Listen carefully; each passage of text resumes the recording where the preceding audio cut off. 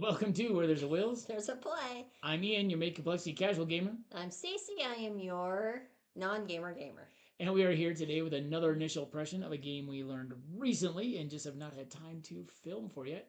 And that is Dive by Sit Down Games, brought to us by Anthony Perrone and Romain Kaderjian. Plays 1 to 4 players in 20 to 30 minutes.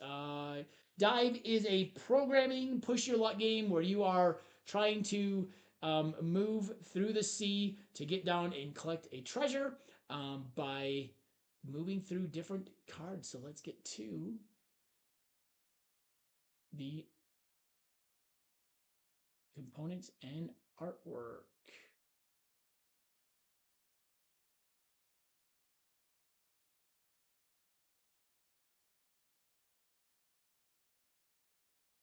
And there we go. All right.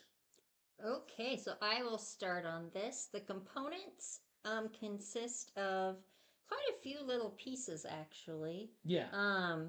We'll start out with the main part of the game, which are I don't know how many there are, but a bunch of plastic. 36 clear, it says. 36. So if you have played the game Canvas, it's similar to the cards that are in Canvas.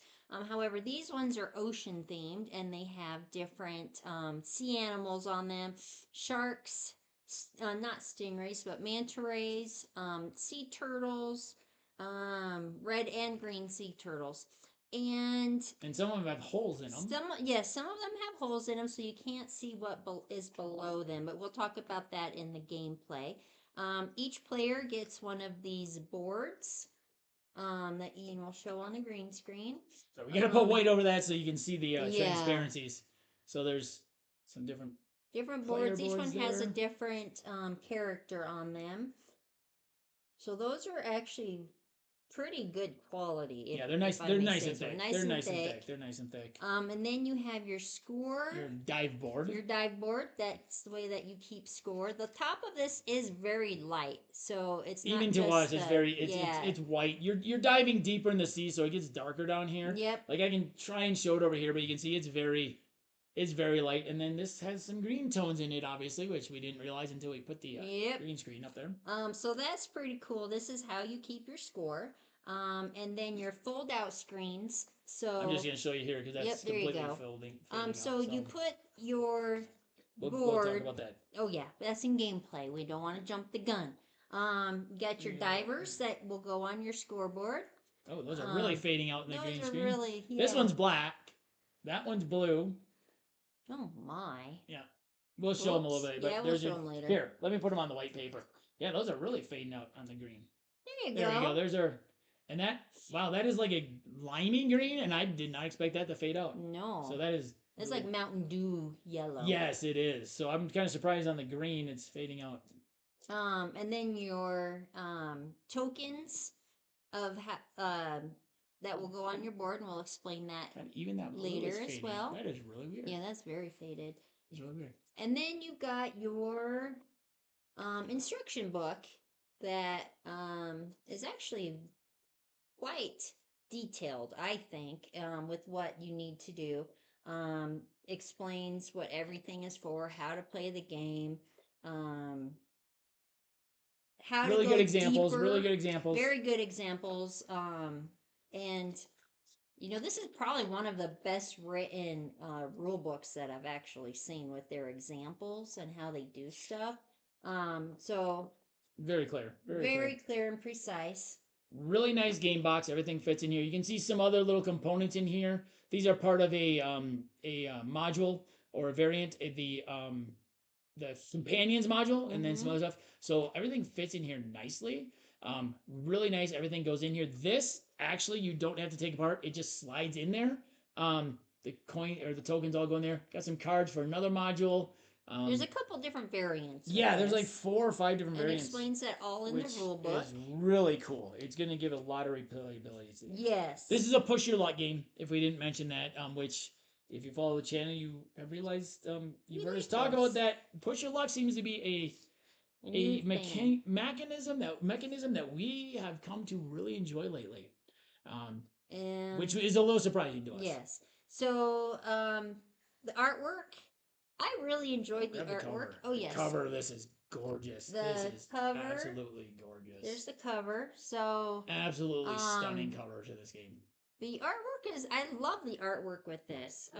It's makes you feel like you're down in the tropics somewhere, like you're off the coast of Hawaii, Samoa, or somewhere. Yes, Not that I've been to Samoa, but that's how it reminds me. Yeah. The extra pieces that are in the box, reminds me of when you were in, like 7th or 8th grade or freshman science, the pictures that they would have of the ocean characters in their science book. It does. That's that reminds me of. It kind of brings me back to being an 80s and 90s student. Yes, let's emphasize that in 80s, 90s, when we had textbooks. Yes, when you had a textbook to follow.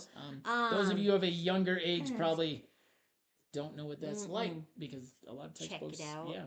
Anyway, so the artwork on this is very cute. Even on the sheets themselves is very good. It's very simple, but yet let me show a couple of these, Ian, because it's like colored pencil on a laminate sheet. Yeah, it really is. They are very nice. So there's, you can see sharks, which we'll talk about later.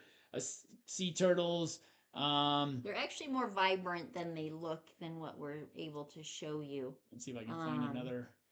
There's another sea turtle.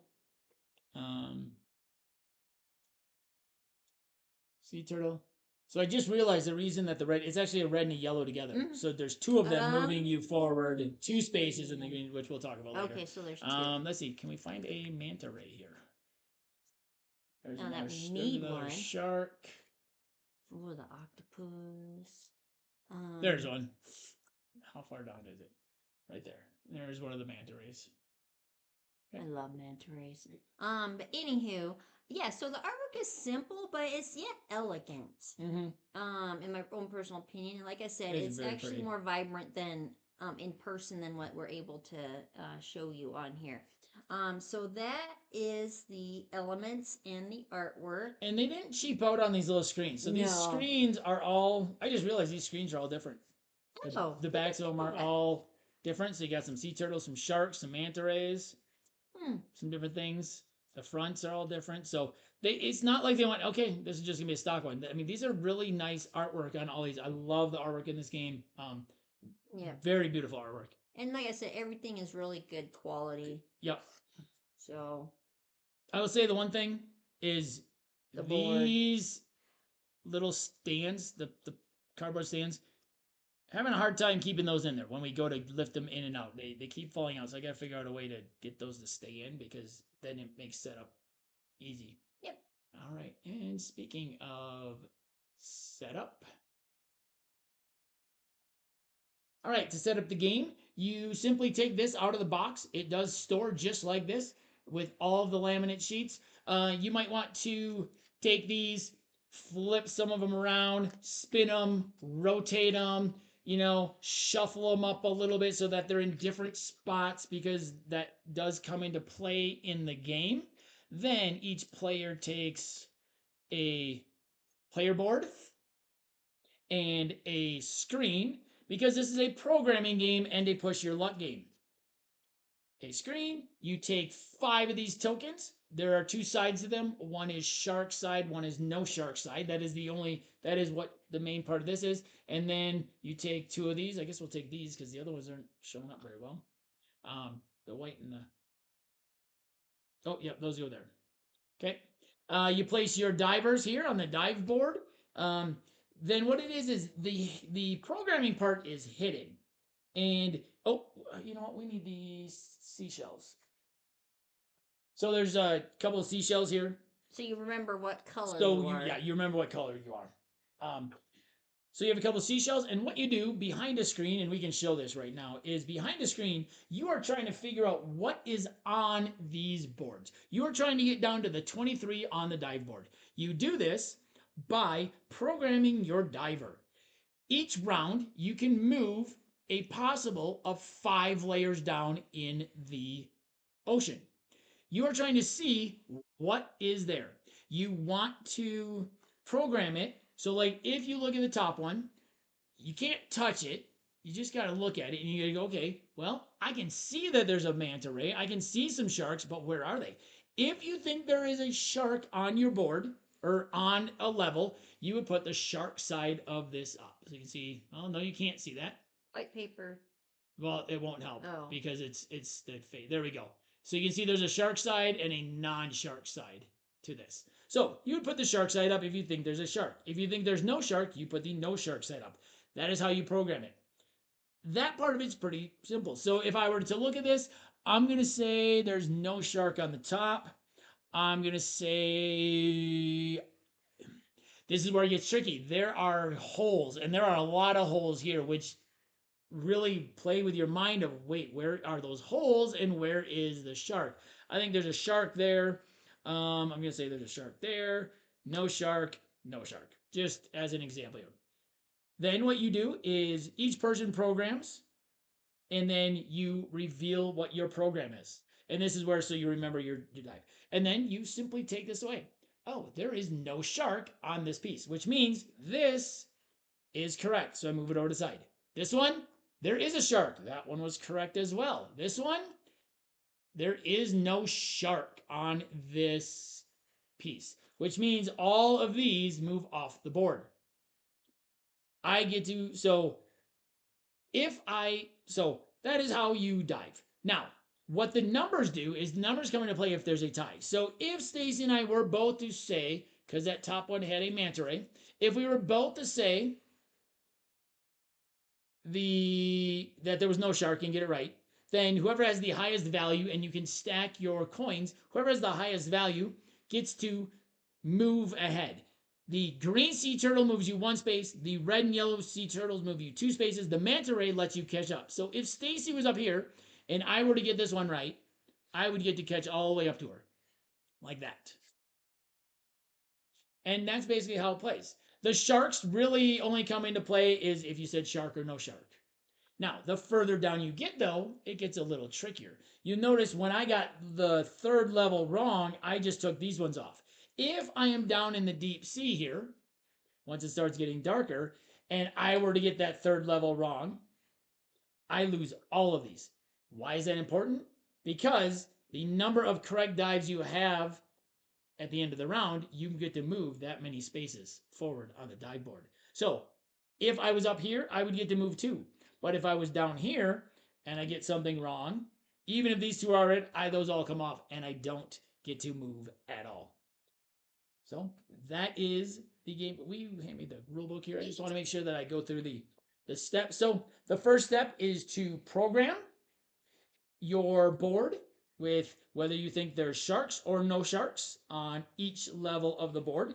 Your second round is to dive. That's where you take your screen away and you see if you're correct by lifting up one laminate sheet at a time and then moving ahead. If you do get a turtle or a sea turtle or a manta ray, then you rest. So this is the rest phase, and that is where you finish your dive. And then you go, and as soon as someone reaches 23, the game is over and you win because you are doing this simultaneously. Each person will be moving, and if two people reach it, then whoever is the furthest wins. If you run out of cards, which we almost did one time, then it's whoever, and without someone reaching 23, then it's whoever went the furthest wins. Pretty simple, pretty straightforward. You program, you dive, you rest. That's it. There are some other variants which we have not dove into. There's one which is called flashlight. Dove into, no pun intended. Which is called flashlight. Flashlight, you actually can use like your phone flashlight. You can shine from below, shine from above. You can shine to see if that helps you. There's a simplified version for kids where you just ignore the sea turtles and the manta ray, and you just play. There's a companion mode, and there's a village chief mode, which is a solo mode with the automated diver, which I'm very excited for. That this also has a solo mode. But yeah, this is that is the setup and the gameplay. Moving on to scoring. So scoring is done, like I said, as you're playing. For you, and it's not really scoring, it's just moving further down the board. which is, I guess, is scoring. Mm-hmm. During the rest phase, however many of these you got correct that are still on your board, you get to move that many spaces. During the dive phase, when you get a sea turtle, you move ahead a certain number of spaces. If you get the manta ray and you are behind and you got the most points, only the person with the most points gets to use the sea turtles or the manta ray. If it's a tie, nobody does. If if you're further behind, you get to move all the way up to the person if you get the manta ray. That's really the scoring, and there's nothing, and that's it. So that is the scoring. It is done in game, so there's no end game scoring at all for this. Moving on to final thoughts, and let's transition back to that camera. There we go. Let's deactivate that. Let's deactivate that. Let's deactivate that camera. All right. Final thoughts. I like this game. It is simple to play, simple to learn. Um, Scoring is easy. You don't have to subtract points. I like in-game scoring. That's my thing. It's easy to keep track of everything. It's fun to see and try and figure out where everything is. You're sitting there moving around, going, Yeah, "Let's see, where is yeah. that? Where You is can that?" move around and you can Look at it from different angles. Different angles. This is a fun game. I like the theme of it. I like the artwork. I like the play of it. I think this one will probably make it to the table quite a bit. With being able to just take the board out and plop it down, Mm-hmm. give each other a couple player boards and some tokens and divers, it's very easy setup and put away. Yeah, like I mentioned earlier, well, not necessarily early in 2024. I mean, can't stop, yes, but throughout 2024, especially in the fall, we really realized that push your luck games are kind of something we really enjoy doing, which I'm kind of surprised, first of all, that like pushing your luck is something both of us really enjoyed. Um, I'm a daredevil. That kind of mechanism. We live on the edge. um, and so the Dice Tower did a top 10 push your luck games in like November or something with three of them. And I take in a lot of YouTube content. Stacey doesn't really unless I'm watching it and she's just sitting there. But this was one that I was like, I think we should both watch this together because we have been interested in push your luck games. Let's see if there's any on their list that kind of intrigue us. And this was the one that really popped out. Was like, first of all, it's gorgeous. It's an amazing, gorgeous game. And the idea of these laminate sheets that you're trying to look through, like, that sounds really interesting. So, yeah, I really enjoy this game. It's a lot of fun. It looks like there's going to be a lot of variability. I'm very excited to try the flashlight mode and shine a light up through it or shine lights just so you can kind of see how that changes things. See if it helps I'm or very hinders. I'm very intrigued to see what that does. I'm intrigued to try the solo mode. So that one really good. So yeah, I really like it. So I like everything. I like the programming because it is not. It looks like it's gonna be easy. Like you like, oh, that's simple, but it's not. Especially when you start getting some of the holes. And you're like, okay, well, what level is that hole on? Because that hole now makes that shark underneath it one level below it, or is the shark above the hole? So it is really an interesting game of, okay, where is that and how far can I go? And as you get later in the game, your strategy kind of changes. Like as I got later in the game, and I'm like, well, if I make a mistake and I can't dive at all once I'm in the deep water, I'm going to stack my tokens because I want to. Well, first of all, I want to use that manta ray, which I'm positive that manta ray is on that one, but I also don't want to like lose out on any movement because I'd rather move one space than not move at all every turn as you get down further. And once you get in the deep water, once you start getting if you mess up once, you don't move at all in the rest phase. You're like, okay, well, I'm not going to push my luck quite as much. Early on, you push your luck a little bit more, uh, but a lot of fun.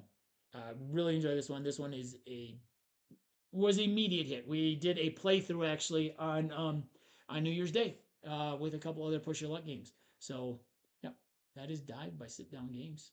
Any last comments on it? I was gonna say something, but I don't remember what it was, so it couldn't have been too vital for anything. All right, so that is Dive by Sit Down Games. Have you played this? Let us know what you think. Are there any other like low to mid complexity push your luck games that have quick setup, play, and takedown that you think we might enjoy? We already enjoy Can't Stop, Trash Pandas, Toil and Troubles. There's a couple others that have some push your luck elements to it that we really enjoy. So let us know down in the comments. If you like this video and want to see more, please hit that subscribe button above. And if you want to see the rest of our initial impressions, you can follow that link. Once again, this has been Where There's a Will, There's a Play. I'm Ian. I'm Stacey. And we'll see you next time. At the table.